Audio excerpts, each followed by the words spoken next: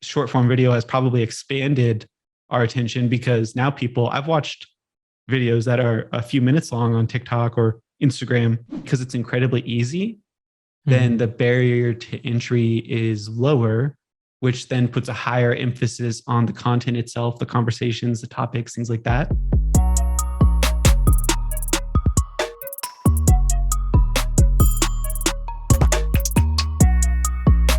So, welcome everyone, and please let me introduce my guest for today's podcast. His name is Dylan, and Dylan is a versatile, result-driven marketing manager with more than 9 years of experience in social media campaigns and brand identities.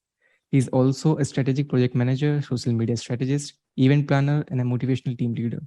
He is the founder of Podcasting Academy, where he teaches the basics of podcasting plus how to monetize a podcast with monthly live coaching and support. Dylan, so glad to have you here. Thank you. I'm super glad to be here. Awesome. So when I was writing your intro, one thing which stuck to me, like you have over 9 years of experience in this field, and it's been really amazing. So I would like to ask you, like in the span of 9 years, and while doing marketing, what has changed, and what core values remained constant over this time? Yeah. So what has changed, I think, is the social media platforms itself. There's been obviously TikTok has grown, YouTube even entering the short form video content game. So I think the platforms themselves have changed, but thankfully, the main thing that actually makes content good has not changed, because at its core, we're all human. And when you talk to people like they're human, or if they're in front of you, that does pretty well. So thankfully that has not changed, but it's been interesting to see the shift from what was once really focused around images now being videos. And when it comes to podcasting, it's cool to watch how people adapt or don't adapt, or get with the times or don't get with the times, or fight with what's working versus embracing what's working. And I really like it. I love, always learning about the cutting edge technology stuff and figuring out what's out there, virtual reality, all those things, and how that relates to everything. And still, as of us speaking, not much is really changing as far as, what we got to do to connect with our audience, which is exciting, Yeah, it's very interesting. Actually, there's a constant, what we can say, debate in this field, like field of marketing, like short form content has created what we call short time attention. Like people want quick gratifications. Yeah. So that's why, like, they are making them attention deficits. So they are telling that long term content will not perform. But at the same time, you see the rise of one of the biggest podcast legends like Joe Rogan and similar comedians who are doing the podcast, and it's going pretty well.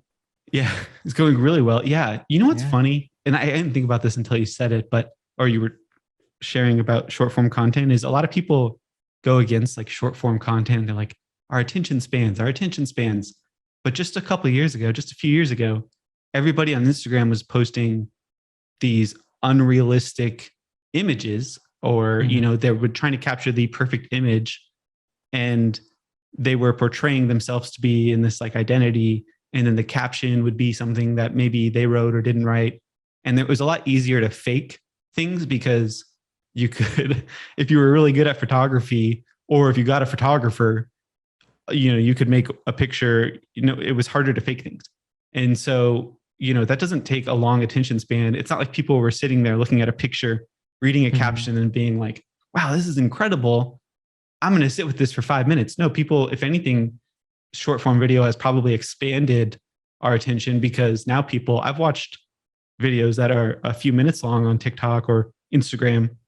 And, if it's just pictures and things like that, that's even less time than a video. So I don't know, like I'm always skeptical a little bit that, people put the blame on short form video, and this and that. And then, like you said, with podcasts, stretching out that time too. At the end of the day, and I think it's the rule for all content, is as long as the content is connecting and people are enjoying it, they're going to listen. It's not the, the length of the content's fault or anything like that. It's just simply if people like it, they're going to connect with it, and they're probably going to want more of it if they're connecting with it. So it's not, to blame something. It just seems like missing the whole point of it is connection, It's very interesting. And I've been always curious, like, what makes a podcast worth listening? Yeah, I think, having a message that someone wants to hear at the end of the day, because the more, like, there's three main people. Well, like on this podcast, for example, there's three people, right? There's you, me, and the listener. And I mean, I hear and I see from a lot of podcasts that don't have listeners, then I look at their podcast. And if they've been going for a while, it's a different kind of story if they're just starting out. But if they've been going for a while and they don't have listeners, then I look at it and they have the inside jokes and they make no bridge to the listener. It seems like purely like a selfish thing. Like, I just talk and you listen to me. That's not fun for the listener. So no way, like, they're not going to listen. So, recognizing that there is a listener there is crucial to the part of, like, you're providing an audio experience to the listener. And that is gonna, that changes. That's a slight thing. And people go, oh, that's obvious. But it's a slight change because you're remembering that there's someone here listening with us that maybe can't say things or things like that. And so just kind of recognizing that. And it takes time and practice, but at least not just doing it selfishly, Yeah, which is similar across the board with all content. People will make things for themselves, and it's like I think because they see other people, we project our own insecurities and things on other people, and we go, well, they seem like they just live their life and make content, and it's incredibly easy. And then we try it and we try to do the same thing, and it comes off maybe selfish or doesn't connect with anybody. And we're like, why? Why is it so easy for them? And that just falls in the comparison trap of, we don't know what they're doing. We don't know their mindset around it. It's just such a generalized, thing that I think we as humans and content creators do. We look at someone else and just go, it seems incredibly easy for them. And especially for someone who's never edited video before, they look at the video and they go on YouTube or something like, yeah, I want to make a YouTube video. And they're like, how long does it take to edit a video? What? Like, this is taking hours when I just watched it. It's a 10-minute video. How did that take 36 hours? So, like, that comparison trap is easy to fall into and dangerous, Yeah. And even for an outside observer, podcasting seems like a very easy task to do. Like, you just set up your microphone, you just set up your camera, even if we are doing video podcast, and it's very easy. You are just having conversation.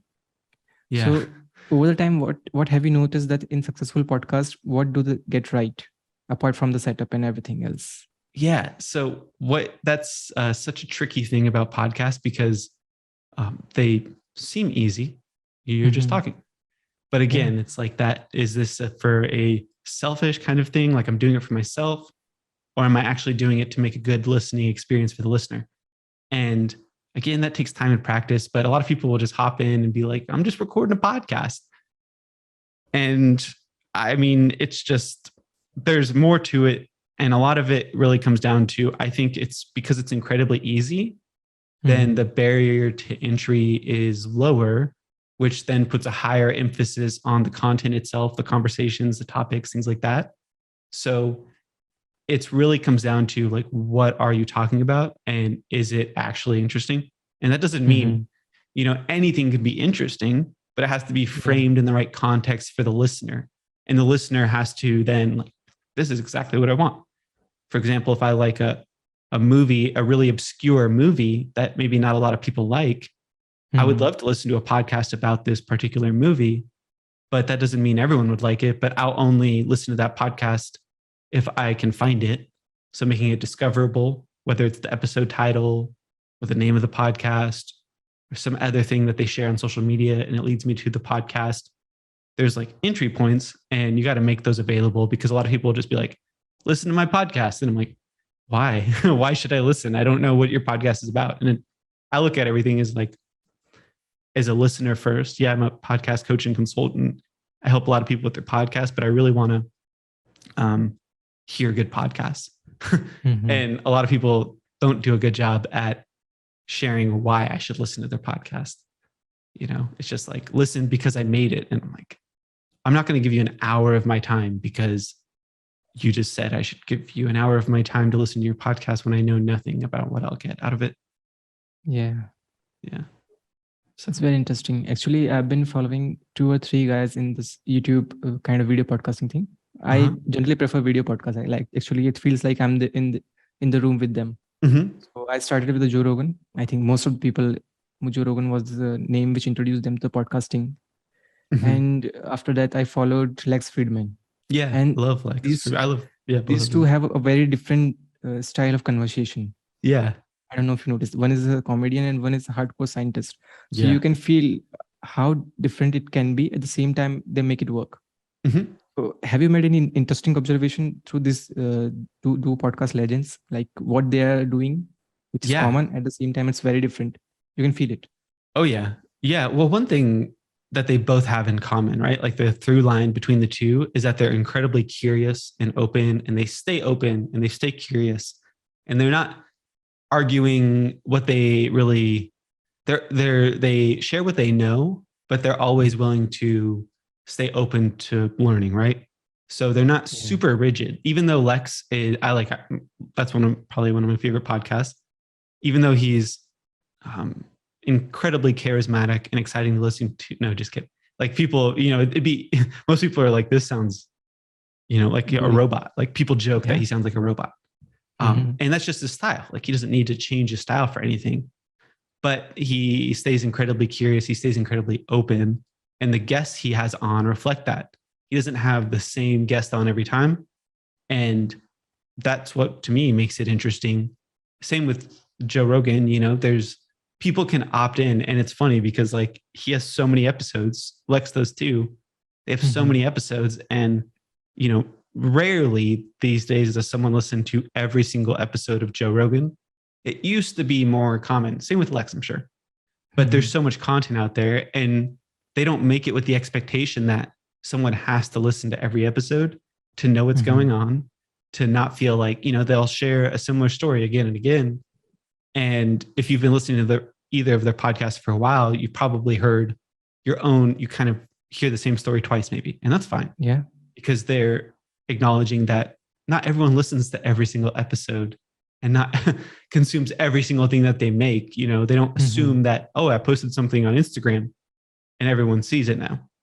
So I really like that. And that, I think, just they really respect the listener. They respect that people will be listening for the first time.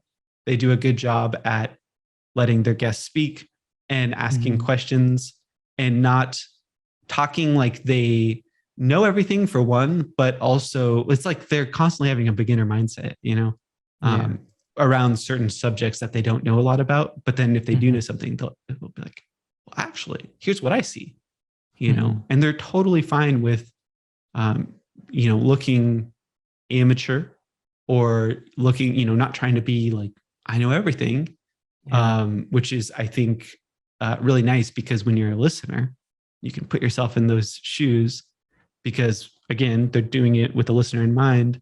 They're thinking like the listener doesn't maybe know everything. So like, if they're talking to a guest, it's like, can you explain what that means more? Even if they know what that means, can you explain what that means for the listener? And I think that's nice as a listener, because you're like, oh, I feel like I'm in there. If it was two incredibly high level people talking that I can't even understand, but they bring the conversation to a relatable way that I could be doing the dishes and I can still follow what's going on. Yeah, it's very interesting. And I felt that to be a good podcaster, you have to be a good communicator and a good listener, first of all. Yeah. So, and many of the successful podcasts I've listened, they are hosted by comedians. Yeah. There's this comedian named Andrew Schulz. I don't know if you heard about him. He does. I was just actually watching him on Tim Dillon is another podcaster. Yeah, I saw it. Was just watching him on Tim Dillon. Yeah. And I've noticed very interesting trend, like these comedians, and they have certainly talent for telling better stories. Yeah. So do you think, how can podcaster tell better stories, even through conversation. I have noticed that Joe Rogan is the best storyteller. Yeah. He has certain skill for that. He will involve you in the story with emotions and everything. So what makes you a good storyteller in the way of doing podcasting or even as a content creator? Yeah. Well, I think with like comedians, for example, it seems like there are a lot of like the best, podcasters or comedians or something. And I just think that that's what they do. Like that's their main job, is communicating to a crowd. So they get real-time feedback from the audience in ways that most of us don't get. So they are just naturally going to be a bit better at podcasts, but I've seen comedians with podcasts that are really hard to follow, or they're not, to me, that good of a listen, or, so I don't think it always translates. I just think that the more we do something, the better we get. And I think for me, when it comes to communicating better, it's just trying to make things very clear. When you try and make it pretty, or you try to make it too clever, that's when you lose people. If you just make it simple, clear, and not try to make it fancy or make it, this thing that it needs to be dressed up in a way, like comedians, I'm not a comedian. I've never done comedy. But from what I see, it's like they have this ability to connect. And when they're connecting and they're telling stories, they're saying it in a way that we can follow, right? They're not making it confusing, which we've all heard somebody share a story that we're like, what? Get to the point? Or what are you talking about? Why are you even talking about this thing?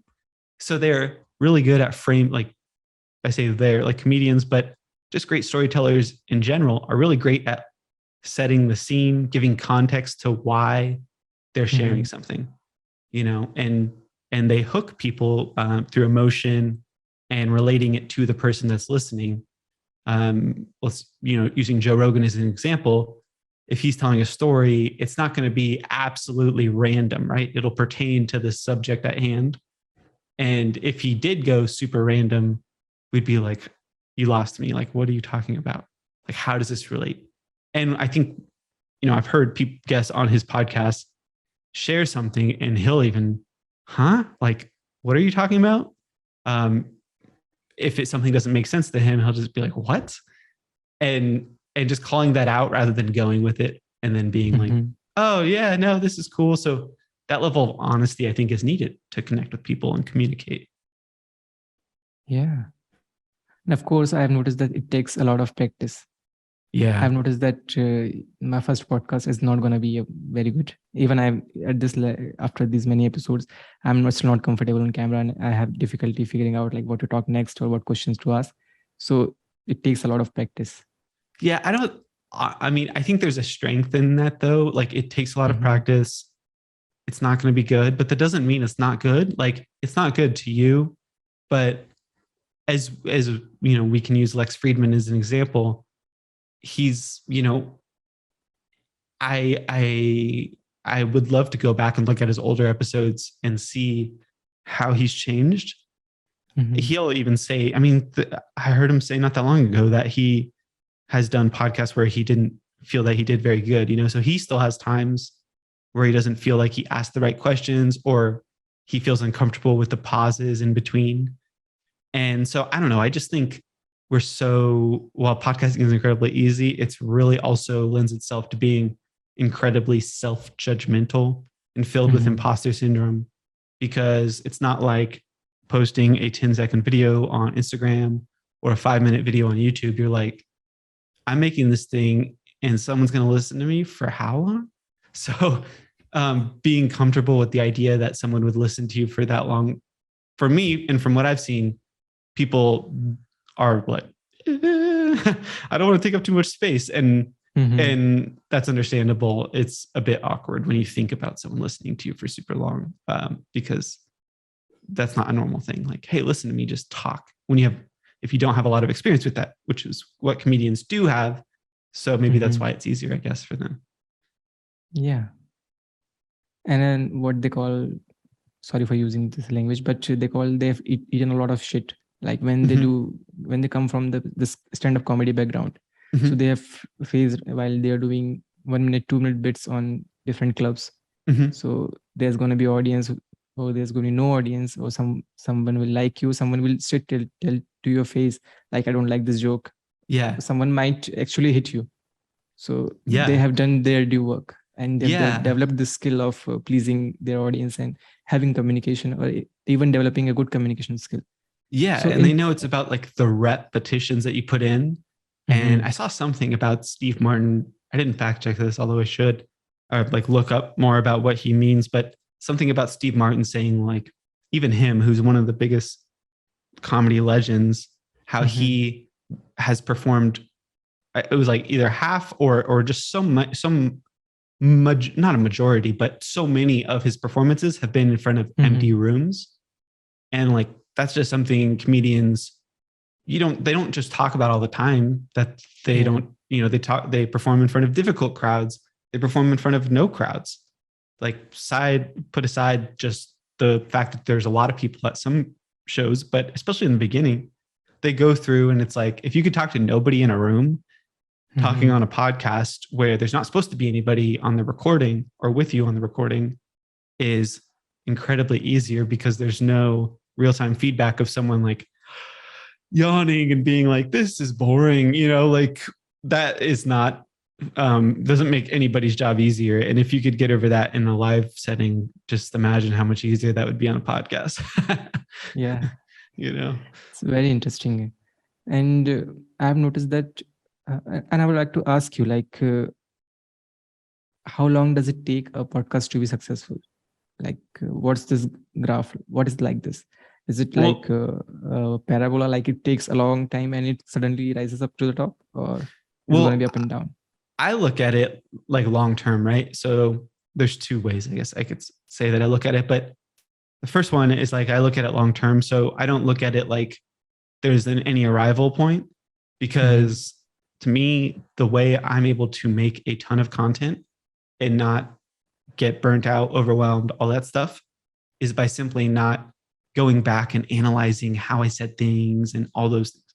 I'm just simply moving forward, and creating content becomes as easy as having a conversation.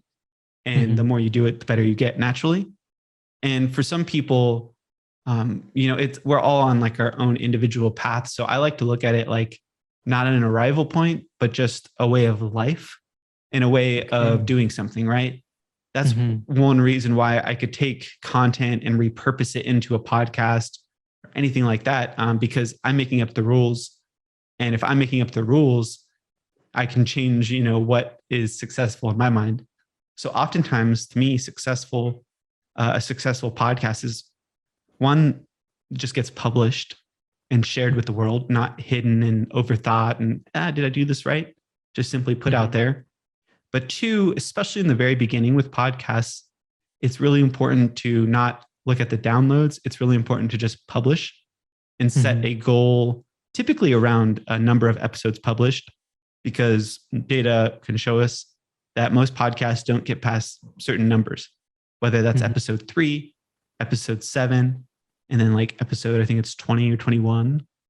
So if you can make it over 21 episodes, you're going to be in a more likelihood to stick with it.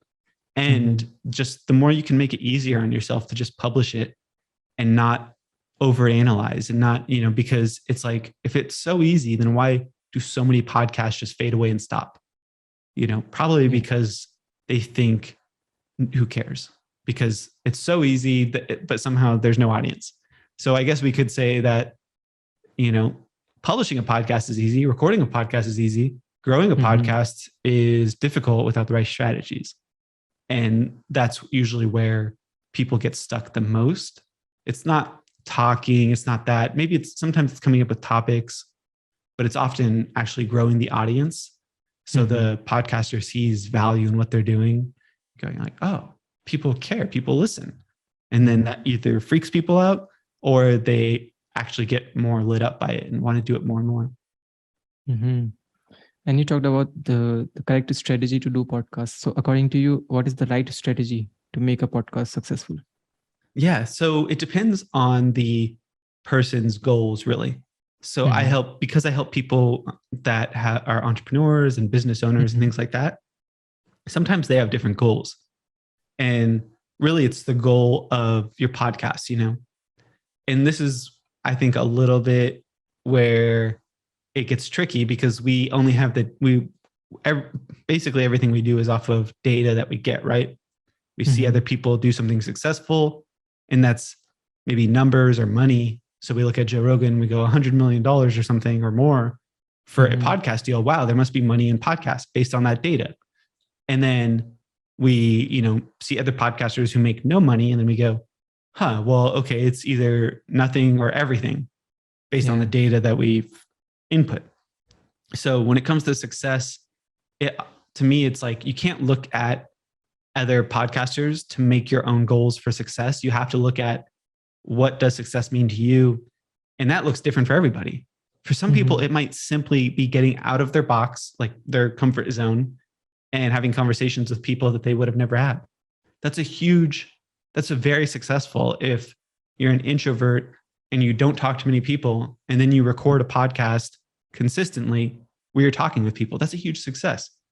Doesn't mean you have to keep that same goal the whole time you do a podcast. You can improve or change the goal, but just simply making that your marker for success is huge. Or like I said, I work with businesses, like it might be getting more clients or customers. So if you start that podcast with that intention and you get more, clients, then that's hitting the goal, so that would be a success. At that point, you might not interview guests. So it would be completely different than the person that's using it to speak with guests. And so I think it just comes down to, what is the goal with the podcast? Because that will carry you through, and realizing, you can't compare it to other people's goals, because I don't know what like Lex Friedman what his goal was, but Joe Rogan, for example, he's just like, I just had, comedians on with conversations. And that doesn't mean anything for our own goals whatsoever, because we don't really know. Like that doesn't give us enough data to actually make an informed decision on what his goal was. But his goal isn't our goal, because he's a completely different person with a completely different point in his life, a different age, different, position in his own industry. Like so much is different. We can't use that whatsoever about our own goal. But we do have to recognize that we do need some goal, because, whether or not we set a goal, we're going to do something, whether that's doing nothing or doing a lot. We better be clear on it, because it's going to drive what we move towards. So setting a goal is like vital. Yeah. And I've been always curious, like the effort we put in making podcasts and recording podcasts and doing editing and everything, and versus the effort someone might say put in doing content marketing, specifically, let's say on Instagram, on LinkedIn, or even highly polished YouTube videos. So do you think podcast is still worth it? Like with so much competition, is it worth it, or you should try and mix and match with different strategies? Yeah. Well, I look at because how I'm saying, I look at podcasts as like a way of life in a way, like it's just a natural extension of communicating and connecting. To me, the best marketing out there isn't thought around like, ooh, I have this marketing strategy that works and attracts people. That always comes off as, ooh, I have this marketing strategy that works and connects with people. How about instead just focusing on the relationships? Even if your goal is more clients, people can feel the difference when you're talking to somebody, or you're talking to somebody to try and get a certain result from them. Like if I was trying to get you to become a client, it would be a weird conversation, because I would be I'd be strategizing. I'd be asking you these weird things, rather than I'm just talking to you like a normal person. We're just having a conversation. And so I think just simply talking to someone like they're a human and just making it as seamless as possible. I think podcasts are a great idea for most people, because they can fit with their lifestyle. It's when you add in all the unnecessary stuff like overthinking, over editing, like all that stuff. Yeah, of course, there's no time left for podcasting, because every time you associate podcasts with overthinking, over editing, like all this work, rather than just how about we just record it and release it? It doesn't need to be Mm-hmm. this thing that's like, I don't know, just weighing down on the mind, this Yeah. perfectionist attitude to it. So I think it's great. I love content marketing, but at the same time, I have to throw all that stuff out the window when I'm recording or conversating or making stuff, because, making something with that frame of mind doesn't make the best content, comes off very stale, in my opinion. Yeah. Yeah. Obviously, when you are an editing table, you will add a lot of your biased and unbiased filter into that video or whatever form of content you are doing. And that's why I've noticed that when you're doing content marketing, it's highly polished content, and your audience sees that it's being polished and it's not rough around the edges. While you're Yeah. publishing a podcast, it's natural. It feels more authentic. So in the Yeah. world full of this highly polished content, people need some break. They want to see some original, authentic content, and that's what I noticed, that a lot of creators who are doing highly polished content are now like starting their second channel just for doing podcasts. So this is Yeah. an interesting change. Like they understand the value of authentic conversations. Yeah. Yeah. And it's just easier. It's easier to make when, and it's like, it's really, to me, it's just so much more of a mindset than it is this tool where I have to have the perfect intro and the perfect this. Like, we value authenticity in this day and age. And making a podcast is different than marketing a podcast. So recognizing that there's different things, like, I was speaking with someone the other day and they were like, because I also have the company Content Clips that makes clips of podcasts. And they were like, all right, so should we record our podcast in a certain way that gives you the clips? And I'm like, I don't want you to think about making clips of your podcast. I just want you to record the podcast, because you'll say things that you would have never said if you were trying to make the clips. It's like trying to do 8 things at once rather than let's just have a conversation and watch, like, just have trust that you're going to say things that you would have never said, that you didn't even know you could say, and there'll be something there. And that takes a lot of trust. And that's, why I think it goes back to the mindset idea. And actually, I have a very interesting story around that. I had my second guest on my podcast, and we were talking about, of course, you're familiar with the Chris Do. So there was one very short clip where their team, like the future team, they cropped a bit out of a whole longer conversation. And it sounded like he was talking something offensive. And some people might take offense on that. So when I'm talking with my guest on second episode, so he said that this is not a good advice, and I'm feeling offended by that. So I was pretty skeptical. Like this is the problem with the short form content. Like there's, even when we are having this conversation, I could say something which is highly controversial in that bit. But if you know the context, it's not controversial. It's a simple statement, and we are just having this normal conversation. So I edited the clip and added some spices here and there just to make it slightly, we can say, more, or which had tendency to go viral. So I edited it like that, and I shared it in my social. And then I figured out, like what I was pointing out, I got the first-hand experience of that. Like without context, everything will get misjudged, and for sure it will go viral, but it will not be of any fruitful use to you. So what's your strategy on making clips around these topics? Are you looking for a controversial statement? No. I look at, when I'm making clips, I'm usually just looking for context in one point. If you add in 2 points, it's lost. Like people are like, I don't know what to do with this information. It's funny. Like we're so simple on social media, and that doesn't mean you can't say 2 things. That's way different, but one main point. And so that's what makes it effective. Having context, either, presenting something that's relatable, just something that highlights what someone said. I always lean towards more aspirational, inspirational. I don't work well with controversial content for the most part, because I don't think I have any clients that I don't have any clients that really have done controversial stuff. I don't pick out those types of clips anyways, because I just don't know why. Like I'm trying to spread like usually more positivity, inspirational things, more thought leadership style things. So the last thing, and I don't know, everyone's got their own. I was looking at someone's podcast last week that was like, hey, can you make clips? And I was like, I can't work with what you're saying. It doesn't even make any sense to me in an hour. I can't pull a clip that makes sense. He was talking all over the place. So it just, like, I can't work with this. So yeah, I look for things that are just simple to understand, and it has to stand on its own. But I've never really run into, oh, this is too controversial to post. It's just like one main idea. People have their own, perspective on different clips, whether or not, whatever it means. Like people assign meaning to anything you do just by simply speaking. People are like, nah, that's wrong. And you're like, I just said my name. Like my name is Dylan. You can't tell me that's wrong.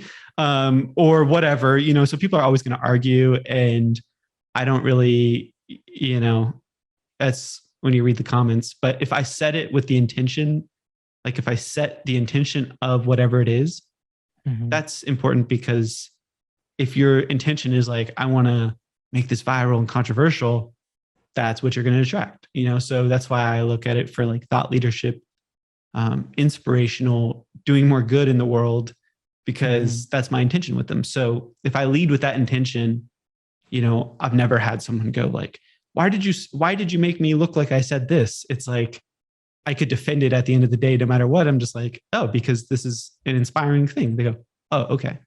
But no one says that, but theoretically, if they did, it wouldn't be like, oh, I don't know how this happened. It's like, because it's all around inspiration and adding more good to the world. So.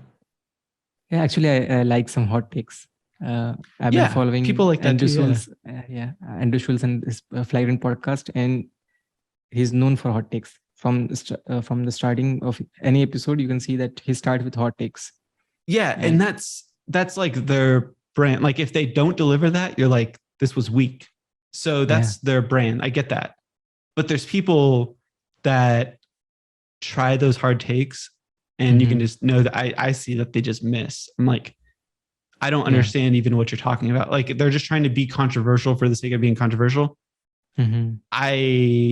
Whatever, like that's just not my area, So, and then people that are like, I need to be more controversial. No, you don't. Like, not if it's not something that's natural. Andrew Schulz, I think, is naturally that way. Like, it doesn't matter if it's being recorded on a podcast. He's going to say things the same way when you're with him. Lex Friedman. Yeah, he's a comedian. Lex Friedman is not out there trying to be controversial. So he's not coming out with some hard takes. He's literally the same person on the podcast, that honesty. So whatever is natural to lead with, but not forcing things, which I do see podcasters do, of like just saying things because they're like, this will get some attention. I'm like, I have no interest in that. I'm like, just be yourself, say what you want to say, but not force it. Like, oh, you know what? Another thing, I'm really annoyed by this thing. I'm like, are you? It sounds like so forced. I don't really, I don't know. It doesn't sound very entertaining to me personally. Maybe someone else finds it entertaining. I just don't. And that's controversial, but people, if I've learned anything about publishing a bunch over the past year, is people will always find everything to disagree with. And I just ignore it. I release a daily news. I have a news social media thing where I record the news every morning. And I don't read the comments, but when I did read the comments occasionally, from the very first post I did, and I have thousands of followers for it, but from the very first post, people are like, we don't need this. We need investigative journalism and all these things. I'm like, that's not what this is. Like, and watching people kind of get upset over me sharing facts is like, it's funny to me a little bit, because I'm like, literally just sharing facts is controversial. People are like, where does he lean politically? And I'm like, these are facts. This isn't a political thing. There's no politics involved here. It's literally, this is the temperature today. There's no argument over it being 100 degrees. Like, I'm not saying an opinion piece about that. I'm literally saying if it's 100 degrees, you can't argue. Like, that's the same as me saying the sky is blue. And people are like, it's not blue. And I'm like, so I don't, of course, engage or read any of those comments, but it's just always there. It's taught me a lot. The news thing has taught me a lot of like, people will say what they'll say. Yeah. It's very interesting. So how can you market your podcast without being controversial? So what's the strategy in marketing your podcast? Well, it just gets back to the point, right? If you have a goal with your podcast, so there's different goals, right? There's one goal might be having conversations. Another goal might be, educating people around a certain thing. So Patreon is like a popular way of monetizing, and really people will subscribe to your Patreon to get more of something, right? They're not going to subscribe to get the same of something. So whether that's an additional episode, extra bonus content of some way, of something that they get in addition, and it doesn't have to be a lot, but giving people something extra is huge. And it all should go back to the theme of the podcast. So if you have a podcast about sports, well, what if it was like a weekly email about a specific thing, right? Or a weekly extra episode about a certain thing. There's a lot of ways to do it, but tying it back into what your podcast and giving people more of what they want is the simplest way to monetize. You don't have to have a huge audience for that. You just have to have something cool that's extra for people to want to pay for. It's very interesting. Yeah. Wow. Yeah. Dylan, it's a really insightful conversation. And please let us know. I know one avenue of you, like on Instagram, you deliver constantly good values. So where we can find you and what are your social media channels to reach out to you? Yeah, I'm at Digital Podcaster on everything. That's my podcast name. That's all the social media handles.